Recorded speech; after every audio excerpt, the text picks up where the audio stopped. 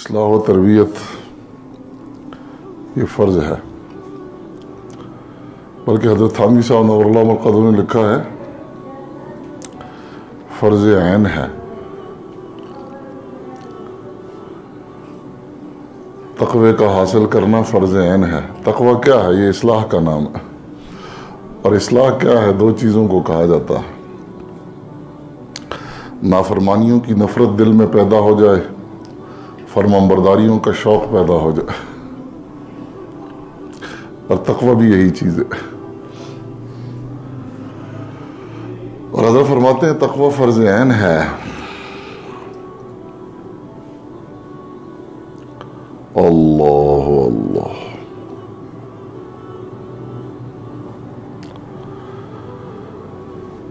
اور فرض عین وہ ہوتا ہے جسے ہر آدمی نے کرنا ہے۔ فرض اس کو کہتے ہیں کہ جو حکم دلیل قطعی سے ثابت ہوتا ہے۔ انا للہ و انا الیہ راجعون۔ دلیل قطعی وہ حکم ہے، فرض وہ ہے جو دلیل قطعی سے ثابت ہوتا ہے۔ قرآن پاک اور حدیث مبارکہ میں جس حکم کے بارے میں واضح طور پر کہہ دیا گیا یہ کرنا ہے، یہ فرض ہے۔ اور یہ دو ہوتے ہیں، ایک فرض عین ہے، ایک فرض کفایہ ہے۔ فرض عین اپنی ذات کے لیے ہوتا ہے، فرض کفایہ دوسروں کے لیے ہوتا ہے۔ فرض عین اپنی ذات کے لیے ہوتا ہے اور فرض کفایہ دوسروں کے لیے ہوتا ہے۔ اللہ اللہ اللہ اللہ، یہ علم میں بھی ہے، یہ معیشت میں بھی ہے، اور یہ بہت سے شعبوں میں ہے۔ علم میں ایک علم فرض عین ہے، ایک فرض کفایہ ہے۔ عقائد کا علم ہے، عبادات کا علم ہے، معاملات کا علم ہے، ان کا حاصل کرنا فرض عین ہے۔ ایک فرض کفایہ ہے،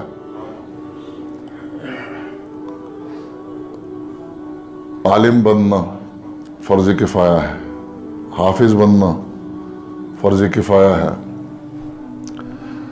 ایسے ہی وہ علوم اور فنون جو امت کی صلاح اور فلاح کے لیے ضروری ہیں، ان کا حاصل کرنا بھی فرض کفایہ ہے۔ کیمسٹری کا عالم، فزکس کا، بایولوجی کا، میتھمیٹکس کا، مختلف زبانیں سیکھنا، یہ بھی فرض کفایہ ہے۔ امت کی ایک معتدب جماعت ہونی چاہیے جو دین کے پیغام کو مختلف زبان والوں کو پہنچا سکے ان کی زبان میں۔ اگر نہیں ہوگی تو امت گناہگار ہے، ان کو انتظام کرنا ہے اس کا۔ انگریزی ان کو آنی چاہیے، فرانسیسی ان کو آنی، سب آدمی ایک نہیں سیکھ سکتے، لیکن کچھ ایسی ایک جماعت ہونی چاہیے امت کے اندر جو دین ان لوگوں کو ان کی زبان میں سمجھا سکے، مگر نہ دنیا اس پیغام کو پہنچے بغیر اور سمجھے بغیر اگر جو آدمی فوت ہوتا ہے تو اس جرم کا مجرم کون ہے؟ ہاں، اس جرم کا مجرم کون ہے؟ کم از کم اتنا تو ہو کہ کچھ فکر تو ہو نا۔ اور کتنی بدبختی ہے جو اس فکر کو کرے آدمی اس کی بھی ٹانگیں کھینچنا شروع کر دے۔ خود تو کر نہیں رہا اور جو کر رہا ہے اس کی یہ ٹانگیں کھینچ رہا ہے۔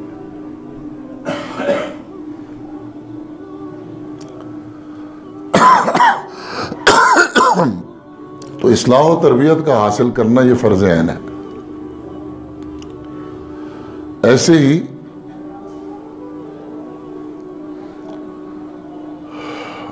بعض معیشت کے کاروبار چلانا بھی فرض کفایہ ہے، چند لوگوں کو کرنے چاہیے۔ قرآن پاک میں آتا ہے ہم نے کوئی جسم ایسا نہیں بنایا، وما جعلناہم جسدا لا یأکلون الطعام، ہم نے کوئی جسم ایسا نہیں بنایا جو کھانا نہ کھاتا ہو۔ علماء نے لکھا ہے کہ کھانے میں ہر وہ چیز شامل ہے جو بدن کو قوت دے. کھانے میں ہر وہ چیز شامل ہے جو بدن کو قوت دے. اس میں لباس بھی ہے, اس میں دوا بھی ہے, اور اس میں مکان بھی ہے. جو چیز بدن کو قوت دے وہ طعام میں شامل ہے. تو جو چیزیں قوت دیتی ہیں ان کے حصول کے لیے آپ کو کوئی معاشی جدوجہد کرنی پڑے گی کیونکہ نہ کھانا بغیر جدوجہد کے ملے گا, اور نہ پہننا ملے گا, نہ رہنا ملے گا. مکان کس چیز سے بناؤ گے, کپڑے کس چیز سے خریدو گے؟ اور اگر کام نہیں کرو گے, معیشت آپ کی اسٹرانگ نہیں ہے, تو آپ لوگوں کے محتاج بنو گے. تو محتاجی کی زندگی سے تو اسلام منع کرتا. اوپر والا ہاتھ نیچے والے سے بہتر ہے. اوپر والا کس کا ہے؟ دینے والا. نیچے والا کس کا ہے؟ وہ لینے والا. تو مسلمان کا مسلمان سے لینا بھی اس کے لیے ذلت ہے جب مسلمان کافروں کے سامنے ذلیل ہو کر ہاتھ پھیلائے اور پھر اس پر مستزاد یہ ہے کہ قرض بھی ذلت سے مانگے, خیرات نہیں. آج IMF سے ہم قرض بھی ذلت سے مانگ رہے ہیں, اور وہ جس ذلت سے اور جن شرائط سے وہ قرضے دیتے ہیں ان میں پہلی شرط کیا ہے کہ آپ کے آنے والی نسلوں سے دین کو نکال دیا جائے. کہتے ہیں ٹھیک ہے. اس لیے آپ کی اسلامیات میں بھی, پوری اسلامیات تو ختم نہیں کر سکتے لیکن اس میں ترمیم کر لی ہے ختم نبوت کے ٹاپک اور جہاد کے ٹاپک نکال دیے گئے. وہ قرضہ بھی ویسے نہیں دیتے ہماری آنے والی نسلوں کو, ہاں وہ اس کا صفایا کرتے ہیں. وجہ کیا ہے؟ ہم نے ان قرآنی ہدایات کو ٹھڈے لگا دیے, کھڈے لائن لگا دیے ان کو. وما جعلنا, یہ ہمیں ہدایت تھی. وما جعلناہم جسدا لا یأکلون الطعام, ہم نے کوئی جسم ایسا نہیں بنایا جو کھانا نہ کھاتا, طعام نہ استعمال کر. طعام تو من و سلوہ صرف بنی اسرائیل کے لیے آسمان سے آتا تھا, ہمیں تو معیشت بتائی گئی ہے. اللہ قادر ہیں نازل کرنے کے لیے, لیکن اس کی سنت ان کے لیے اور تھی, میرے اور آپ کے لیے اور ہے. وَلَن تَجِدَ لِسُنَّتِ اللَّهِ تَبْدِيلًا. اس لیے یہ اصلاح و تربیت کا حاصل کرنا فرض ہے. فرض کون سا ہے؟ یہ فرض عین ہے. عالم بننا فرض کفایہ ہے. آپ نماز پڑھتے ہیں, نماز فرض عین ہے. آپ جنازہ پڑھتے ہیں, جنازہ فرض کفایہ ہے. چند آدمیوں نے بھی ادا کر دیا, ہو جائے گا. لیکن نماز آپ کی جگہ کوئی دوسرا نہیں پڑھ سکتا. آج اللہ معاف کریں, ہم نے نماز کو بھی فرض کفایہ بنایا ہوا. گھر میں صرف حاجی صاحب ہی نماز پڑھتے ہیں, باقی صاحبان جو ہیں ان کو پتہ ہی نہیں ہے. اور حاجی صاحب کے بھی ماتھے پر شکم نہیں آ رہے. بیوی فرض نماز نہیں پڑھتی اور اس کے ماتھے پر شکم نہیں آتا. جوان اولاد ہے, فرض نماز نہیں پڑھتی اور ماتھے پر شکم نہیں آتا.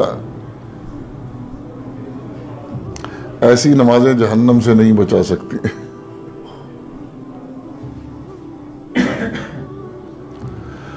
اللہ کے نبی سے پوچھا گیا, اللہ کے نبی ہم پر اس وقت بھی عذاب آ سکتا ہے جب ہم میں نیک لوگ موجود ہوں. فرمایا ہاں, جب خباثت غالب ہو جائے. جب خباثت غالب ہو جائے. آج دیکھیں خباثت غالب ہے کہ نہیں ہے. گھر میں 8-9 مرد ہیں اور ان میں ایک نماز کے لیے مسجد کو جا رہا ہے, باقی کہاں ہیں؟ گھر میں اتنی عورتیں ہیں, کتنی نمازیں پڑھتی ہیں. خباثت غالب ہے. پھر شکوہ کس بات کا ہے؟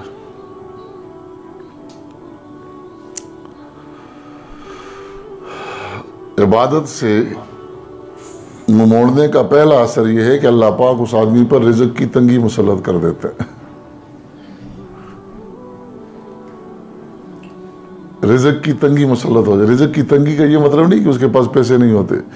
اس کو اپنے بینک بیلنس کا بھی پتہ نہیں ہوتا کتنا ہے. اپنے کارخانے ہوتے ہیں, آٹے کی ملیں ہوتی ہیں, لیکن اللہ پاک دل میں فقر و فاقے کا خوف ڈال دیتے ہیں. یہ اسی سے پوچھو, یہ اسی سے پوچھو اس کے اندر کیا ہے. یہ ظاہری جو سنجیدگی دکھلا رہے ہیں نا, اور ہونٹوں پر مسکراہٹ بکھیر رہے ہیں, یہ دنیا کو دھوکہ دے رہے ہیں. ہمیں تو اپنا دل کا حال آ کر بتاتے ہیں, بحیثیت ڈاکٹر بھی اور بحیثیت استاد بھی, بحیثیت مربی بھی. ہم جانتے ہیں کہ اندر کیا حال ہے, کتنا ویرانہ. اللہ اللہ. تو انہیں میں نے یہ بات عرض کی کہ یہ اصلاح و تربیت کا حاصل کرنا یہ فرض عین ہے. تقوی فرض عین ہے. اصلاح ہوگی تو ہر نافرمانی کی نفرت پیدا ہو جائے گی, ہر فرمانبرداری کا شوق پیدا ہو جائے گا. یہی تقوی ہے. بگاڑ کی علامت کیا ہوتی ہے کہ اس کو نافرمانیوں کا شوق ہو اور فرمانبرداریوں کی طرف ہمت نہیں ہوتی.